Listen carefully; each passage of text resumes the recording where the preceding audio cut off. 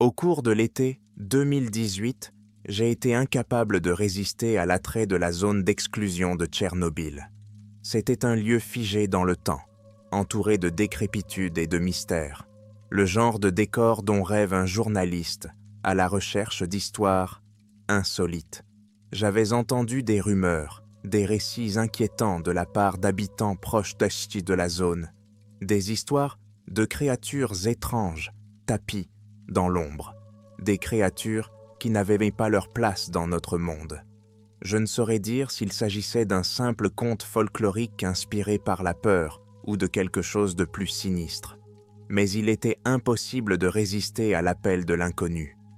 Le voyage a été aussi sombre que je m'y attendais, et lorsque nous avons franchi le poste de contrôle, j'ai senti un silence inquiétant s'installer dans le groupe. Notre guide était un Ukrainien bourru nommé Dimitri, qui portait à la ceinture un compteur Geiger usé qui crépitait toutes les quelques secondes. Il parlait à peine, le regard fixé sur le paysage désolé à l'extérieur de la fenêtre du bus, comme s'il se préparait à quelque chose que nous ne pouvions pas voir. La plupart des membres du groupe sont restés silencieux, subjugués par l'idée de mettre le pied dans l'une des plus grandes villes fantômes du monde. Lorsque nous avons débarqué à la périphérie de Pripyat, l'air qui nous entourait semblait épais et lourd, avec un étrange goût métallique qui me restait en travers de la gorge. J'ai ajusté l'appareil photo autour de mon cou et j'ai ressenti un frisson troublant en admirant la vue. Des arbres tordus et des lianes avaient commencé à reprendre possession des rues, s'enroulant sur les voitures rouillées et les structures en ruine, la nature s'efforçant d'effacer les erreurs de l'humanité. Les bâtiments étaient à moitié engloutis par la mousse et le lierre, leurs fenêtres brisées, regardant vers le bas comme des yeux creux, qui surveillaient chacun de nos mouvements. Dimitri rompit enfin le silence. « Vous restez près de nous » marmonna-t-il dans un anglais aux accents prononcés, sa voix étant juste assez forte pour porter. « Il y a des chemins que nous suivons. Si tu t'en éloignes, eh bien, c'est ton enterrement. » Il y avait quelque chose dans son ton, une pointe, presque une peur, qui a attiré mon attention.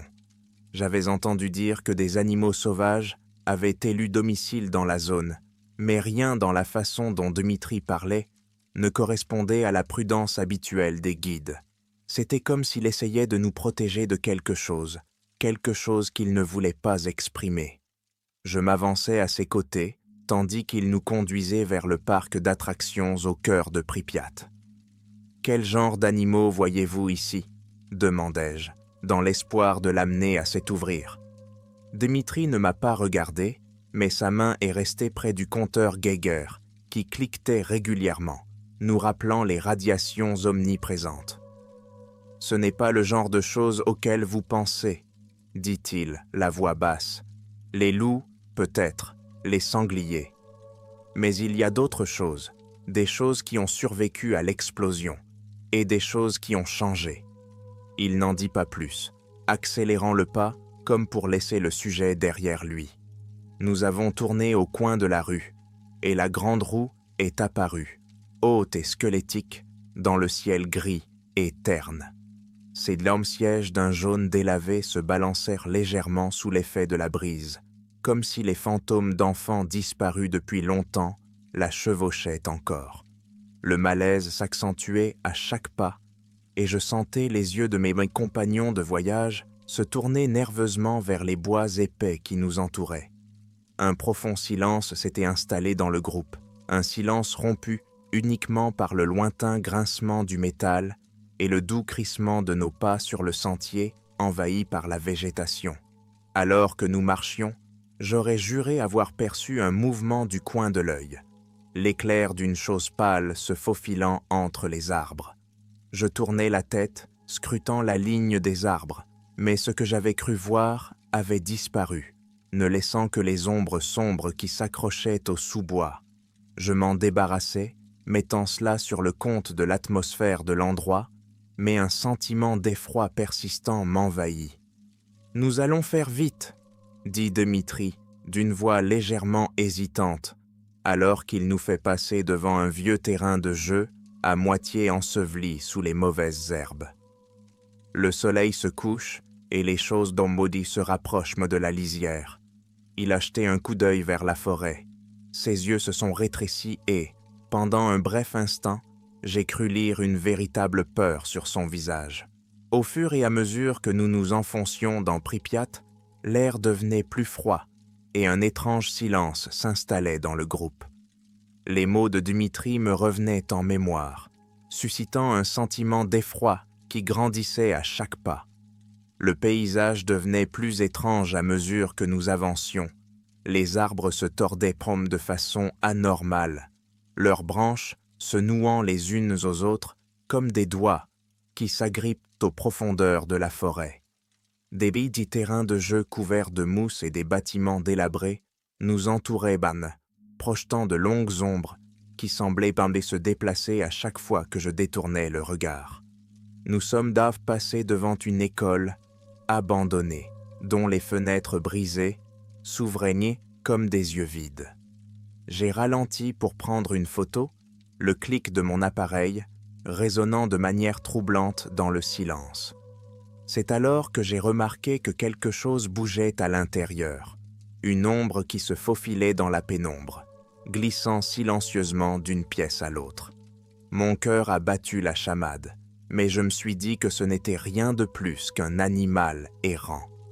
Pourtant, au fond de moi, je ressentais un malaise qui ne me lâchait pas. « Continuez à avancer », m'a dit Dimitri, la voix basse et tendue, en me regardant. Il avait toujours la main sur son compteur Geiger qui cliquetait plus rapidement, le niveau de radiation augmentant à mesure que nous nous approchions du cœur de la zone. Le chemin nous mena à un vieux complexe d'appartements, aux murs tachés de pourriture, dont la peinture s'écaillait de façon grotesque. L'endroit avait une beauté obsédante, figée dans le temps, mais quelque chose en lui semblait anormal. C'était comme si le bâtiment lui-même nous observait, attendait. La radio de Dimitri a soudain grésillé et il s'est raidi, marmonnant quelque chose en russe avant de l'éteindre. Ses yeux se dirigent vers les bois, puis reviennent vers nous. « Il y a des endroits où nous n'allons pas, » dit-il, sa voix dépassant à peine un murmure. « Même s'ils ont l'air sûrs, on n'y entre pas. Pas si vous voulez sortir d'ici. » Il fait un geste en direction du complexe d'appartements. Et ça, c'est l'un de ces endroits. Dimitri nous a poussés en avant, nous incitant à rester près de lui, mais ma curiosité a pris le dessus. Je m'attardais près du bord du groupe, gardant un œil sur le bâtiment. Du coin de l'œil, j'ai perçu un autre mouvement dans l'une des fenêtres, cette fois-ci sans équivoque. Une forme, humaine mais tordue, était tapie dans l'ombre, nous observant avec des yeux qui brillaient de façon anormale dans la faible lumière. « Dimitri » murmurai-je en lui serrant le bras. « Il y a quelque chose, quelqu'un. Il y a quelque chose, quelqu'un là-dedans. Qui nous observe. » Il dégagea son bras, son regard se durcit. « Gardez les yeux tournés vers l'avant. Tu ne veux pas voir ce qu'il y a là-dedans. Tout ce qui vit à Tchernobyl n'est pas encore humain. » Sa voix était empreinte de désespoir, d'une compréhension sinistre qui m'a fait frissonner. Nous avons avancé, mais je ne pouvais me défaire du sentiment que quelque chose nous suivait, tapi dans l'ombre.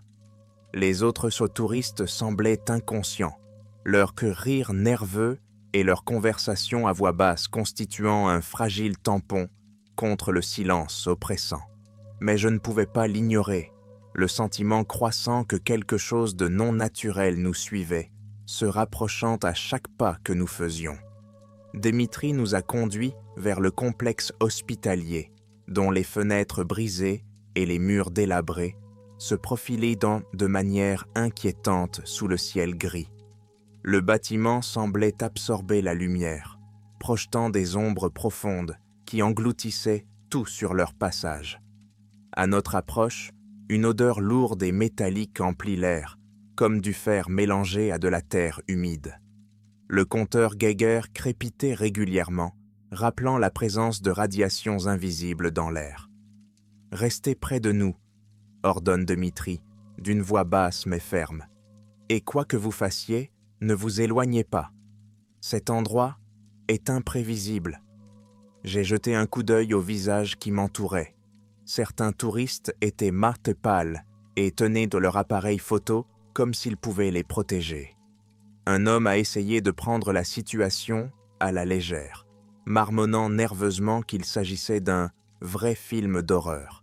Mais ces mots sont tombés à plat. Nous étions tous conscients que ce n'était pas un film. Chaque ombre, chaque écho semblait vivant, attendant que nous fassions une erreur. Lorsque nous avons franchi l'entrée de l'hôpital, l'air est devenu plus froid, plus épais. Le couloir s'étendait dans l'obscurité, les moindres lueurs filtrant à travers les fenêtres brisées et les trous déchiquetés du plafond. Les murs étaient maintenant recouverts d'une peinture écaillée et tachée, et des panneaux défraîchis en russe indiquaient ce qui avait été autrefois des services animés. Aujourd'hui, le silence règne, rompu uniquement par les grincements lointains du bâtiment et le bourdonnement inquiétant du compteur Geiger. Nous avons traversé des salles remplies de lits d'hôpitaux en décomposition, d'équipements rouillés et de dossiers médicaux éparpillés sur le sol. Un frisson me piquait la peau, comme si des yeux invisibles nous observaient. Je n'arrivais pas à me débarrasser du sentiment que nous étions en train de pénétrer dans un endroit que nous n'étions pas censés voir, un endroit que le monde avait essayé d'oublier. C'est alors que j'ai remarqué le premier signe que quelque chose n'allait vraiment pas. À l'intérieur de l'une des chambres, sur le mur opposé à un lit cassé, il y avait de profondes marques de griffes creusées dans le plâtre. C'étaient de longues et profondes égratignures, bien trop précises pour avoir été causées par une main humaine. Dmitri les remarqua également, et marqua une pause, son expression s'assombrissant. « Ces marques sont apparues depuis la dernière fois que je suis venu ici, » dit-il, sa voix étant à peine un murmure. « Elles sont récentes. » L'un des touristes rit nerveusement, mais l'expression sérieuse de Dmitri ne faiblit pas. Il s'approche pour inspecter les marques de griffes, le visage figé dans une concentration sinistre. « Ce qui a fait ça n'était pas un animal, » murmure-t-il, comme s'il se parlait plus à lui-même qu'à nous. « Du moins, pas un animal que j'ai déjà vu. » À ce moment-là, un grondement sourd retentit dans les profondeurs de l'hôpital, nous figeant sur place. Le son était guttural, rempli d'une menace primitive qui résonnait au plus profond de ma poitrine. Il ne ressemblait à rien de ce que j'avais jamais entendu. Trop profond, trop résonnant, comme le grognement déformé de quelque chose de monstrueux et d'anormal. « Tout le monde reste près de moi », ordonna Dmitri, le ton plus vif maintenant, ses yeux scrutant les ombres devant lui. Sa main se posa sur le compteur Geiger qui s'était mis à tourner plus vite, les chiffres augmentant à une vitesse alarmante. Nous avançâmes en groupe dans le couloir, chaque craquement et chaque ombre ajoutant à l'effroi. Dmitri nous conduisit dans une vieille salle de stockage, faisant signe à tout le monde de rester silencieux. Le grognement retentit à nouveau, plus proche cette fois, se répercutant sur les murs comme s'il provenait de toutes les directions à la fois. Puis, du fond du couloir, je les ai vus, des yeux luisants émergeant de l'obscurité, nous observant avec une intelligence contre nature. Ils bougeaient, se déplaçaient légèrement, et je réalisais avec horreur qu'il y en avait plus d'un. Quelles que soient ces créatures, elles nous encerclaient. L'air était électrique, chargé d'une tension oppressante, et nous attendions, le souffle retenu, ce qui allait se passer. Dmitri nous fit signe de rester cachés, mais les créatures commencèrent à avancer, leurs yeux brillants d'une lueur prédatrice. Une lueur de lune provenant d'une fenêtre brisée éclaira finalement l'une d'entre elles, révélant une silhouette tordue et difforme, mi-humaine, mais grotesquement déformée. Sa peau était pâle, presque translucide, tendue sur des os qui se dressaient à des angles bizarres. Les doigts de la créature se terminaient près par des griffes acérées et incurvées qui claquaient contre le sol lorsqu'elle se déplaçait. L'un des touristes n'a pu retenir un souffle et, à cet instant, la tête de la créature a pivoté dans notre direction. Ses yeux se sont fixés sur nous et elle a poussé un cri, un son horrible et perçant qui a semblé faire trembler les murs. Sans réfléchir, nous avons reculé, mais la créature s'est élancée, sa main griffue traversant l'air et manquant de peu l'un d'entre nous.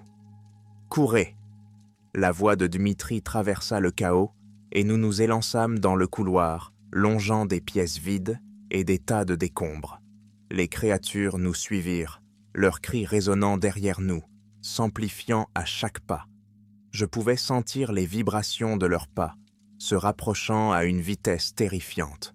Nos pas résonnaient dans les couloirs, tandis que nous sautions, l'adrénaline nous poussant plus vite que je ne l'aurais cru possible. Les créatures étaient implacables, leurs cris devenant plus forts, plus aigus, comme des ongles traînant sur du métal. Nous avons contourné les meubles cassés et les débris, mais le plan de l'hôpital est devenu un labyrinthe dans la panique. À gauche, à droite, encore à droite, c'était comme si le bâtiment lui-même se tordait, essayant de nous piéger à l'intérieur. Dmitri ouvrait la voie, le visage pâle mais concentré, jetant de temps à autre un coup d'œil par-dessus son épaule pour s'assurer que nous suivions tous. J'avais du mal à respirer, mes poumons brûlaient à cause de l'air vicié, chargé de poussière et de pourriture, mais je n'osais pas ralentir. Un seul faux pas, et ses mains griffues me trouveraient déchirant chair et os avec facilité. Alors que mes jambes commençaient à lâcher, Dmitri m'indiqua une cage d'escalier. « En bas, vite !» cria-t-il en nous poussant dans l'étroit escalier de béton. Nous avons trébuché, nous agrippant à la rampe pour garder l'équilibre, la faible lumière d'en haut s'estompant à chaque pas. Plus nous nous enfoncions, plus il faisait froid, l'air s'épaississant en un poids oppressant qui nous empêchait de respirer. Enfin, nous atteignîmes le sous-sol. Dmitri ouvrit une lourde porte et nous nous glissâmes à l'intérieur, la verrouillant derrière nous. Les cris des créatures s'atténuaient, étouffés par les murs de béton, mais je pouvais encore les sentir, tapis juste derrière la porte. Nous nous sommes retrouvés dans une pièce au plafond bas, remplie d'armoires de métallique de poussiéreuses, d'étagères contenant de vieilles fournitures de médicales et de dossiers éparpillés qui gisaient en désordre sur le sol. L'un des touristes, un jeune homme aux mains tremblantes, s'est effondré à genoux, haletant. Une autre femme s'est appuyée contre le mur, les yeux écarquillés de terreur. Dmitri, lui, semblait calme, ses yeux balayant la pièce avec une étrange intensité. « C'est la salle des archives de l'hôpital », chuchote-t-il en faisant signe de se taire. « Elle contient des documents datant des premiers jours de la catastrophe. J'espérais que nous trouverions des réponses ici, mais nous devons rester silencieux. » Il jette un coup d'œil à la porte, le visage marqué par l'inquiétude. « Ils sont malins. Ils pourraient-ils nous retrouver si nous faisons trop de bruit ?» La pièce était remplie de piles de vieux documents jaunis, de dossiers médicaux et de photographies délavées de patients. J'ai eu froid dans le dos en voyant certaines de ces images. Des déformations étranges, des yeux exorbités et des membres difformes. Les personnes comme sur ces photos semblaient avoir été modifiées, tordues par une force non naturelle. Les légendes des photos mentionnaient dans les niveaux de radiation, mais en y regardant de plus près, j'ai eu l'impression que des notes avaient été griffonnées à la hâte dans les marges, des mots griffonnés qui laissaient entrevoir quelque chose de bien plus sombre. Une phrase a attiré mon attention. Échec de l'expérience, mutation ultérieure, instable. Quel est cet endroit ? J'ai chuchoté à Dmitri, incapable de détacher mes yeux des images qui me faisaient battre froid dans le dos. Tchernobyl était plus qu'une simple catastrophe nucléaire, a-t-il répondu à voix basse en feuilletant un vieux registre. Les téléradiations ne se sont pas contentées d'empoisonner les gens, elles les ont transformés. Les mutations n'étaient pas rares, mais certains changements étaient intentionnels. Des expériences ont été menées en secret pour comprendre et contrôler ces mutations, pour voir si le corps humain pouvait s'adapter à des niveaux élevés de radiation. Mais quelque chose a terriblement mal tourné. Il montra un rapport, son doigt traçant les mots avec une horreur presque révérencieuse. Ils ne se sont pas contentés d'expérimenter sur des animaux. Ils ont utilisé des humains, des prisonniers et des patients abandonnés. Et ces créatures là-bas, ce sont les résultats. La prise de conscience m'a fait l'effet d'un coup de poing. Les monstres n'étaient pas seulement tordus par les radiations, ils étaient les victimes de la cruauté humaine, torturés et soumis à des expériences jusqu'à ce qu'ils deviennent méconnaissables. Mon estomac s'était retourné à cette idée, et mon esprit a été envahi par les images des horreurs qui ont dû se dérouler ici. Un bruit sourd retentit dans la cage d'escalier, et nous nous figeâmes tous. Dimitri posa un doigt sur ses lèvres, faisant signe de se taire. Les créatures étaient toujours à notre recherche, leurs griffes se grattant le béton au-dessus, se rapprochant de plus en plus. Mon cœur battait la chamade, chaque battement menaçant de trahir notre cachette. « Nous ne pouvons pas rester ici, » murmura Dimitri, ses yeux se portant sur une grille métallique près du sol. Ce conduit d'aération est peut-être notre seule issue. Si nous avons de la chance, il mène au tunnel de maintenance. J'ai jeté un coup d'œil à l'étroite ouverture, le doute m'envahissant. Elle semblait à peine assez large pour une personne, et encore moins pour un groupe. Mais comme les bruits des créatures s'intensifiaient, je savais que nous n'avions pas d'autre choix. Un par un, nous nous sommes glissés dans le conduit, le métal froid se pressant contre ma peau lorsque je me suis faufilé à travers. L'air était vicié, chargé d'une odeur de rouille et de pourriture, mais au moins, il était silencieux. Nous avancions lentement, chaque centimètre étant une lutte, mais plus nous avancions, plus les bruits des créatures s'atténuaient. Enfin, le conduit s'ouvrit sur un tunnel de maintenance plus large, faiblement éclairé par des lumières vacillantes qui projetaient des ombres sinistres le long des murs. Le tunnel s'étendait vers l'avant, disparaissant dans l'obscurité, mais Dimitri nous a poussés à continuer, l'expression résolue. « Ce tunnel devrait nous mener à un ancien point d'accès, » dit-il, sa voix n'étant qu'un simple murmure. « Si nous parvenons à l'atteindre, nous pourrons peut-être retourner à la surface. » Nous avancions dans un silence tendu, chaque pas résonnant dans l'immobilité. Plus nous avancions, plus je sentais le poids de l'endroit peser sur moi, une énergie oppressante qui semblait me coller à la peau. Les murs étaient couverts trop de symboles étranges et de mots à la peinture délavée, vestiges de quelque chose d'oublié depuis longtemps. Le faisceau de ma lampe de poche s'est posé sur une seule phrase griffonnée sur le mur en russe. « Il nous regarde ». Un frisson me parcourut l'échine. En lisant cette phrase, mon esprit se remplissant d'images de créatures tapies juste derrière les ombres. Quelles que soient ces choses, elles étaient plus que de simples mutations. Elles étaient les vestiges de quelque chose d'innommable, une horreur qui aurait dû rester enfouie dans le passé. Nous continuâmes à avancer dans le tunnel, nos pas hésitants, au fur et à mesure que nous nous enfoncions dans la structure abandonnée. L'air était plus froid ici, humide et épais, avec une odeur de décomposition. Dimitri ne cessait de jeter des coups d'œil par-dessus son épaule, nous exhortant à rester près de lui. Je pouvais lire la peur dans ses yeux, même s'il essayait de la cacher. Nous avons atteint une vieille porte métallique au bout du couloir, dont la surface était rouillée et déformée, et qui tenait à peine sur ses gonds. Dimitri essaya la poignée, qui s'ouvrit en grinçant, révélant un espace sombre et caverneux. Il ressemblait à une zone de stockage oubliée, remplie de rangées de vieilles armoires métalliques et d'étagères encombrées d'équipements poussiéreux. « Ici !» chuchote Dmitri, en nous faisant signe de rester près de lui. Cette pièce devrait être sûre pour l'instant. Elle servait d'entrepôt, mais personne n'y était descendu depuis des années. Nous sommes entrés, jetant des coups d'œil nerveux autour de nous. Malgré l'assurance de Dmitri, je n'arrivais pas à me débarrasser du sentiment que nous n'étions pas seuls.